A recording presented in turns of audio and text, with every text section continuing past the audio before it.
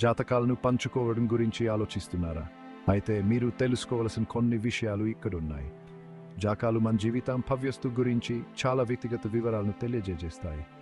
అందుకే వాటికి గోప్యతా నియమాలు వర్తిస్తాయి. మొట్టమొదట, ఎల్లప్పుడూ అనుమతి తీసుకోండి.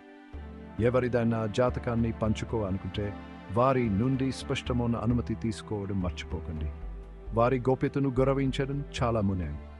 తర్వాత, దీన్ని పంచుకోవడం వల్ల కలిగే సామాజిక, నైతిక ప్రభావం గురించి ఆలోచించండి.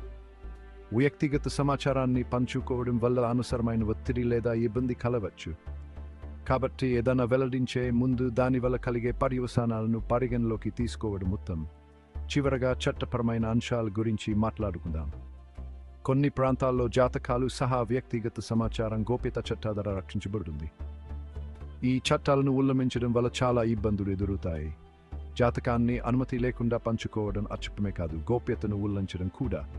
ఎల్లప్పుడూ ముందుగా అనుమతి అడగండి, వారి హద్దులను గౌరవించండి. కాబట్టి మీరు తదుపరిసారి జాతకాన్ని పంచుకోబోయే ముందు 2 సార్లు ఆలోచించండి. వారి అనుమతి ఉందా అని మిమ్మల్ని మీరు ప్రశ్నించుకోండి. ఈ రోజుకి ఇంతే. గౌరవంగా ఉంటూ ఆత్మవిశ్వాసం కొనసాగించండి.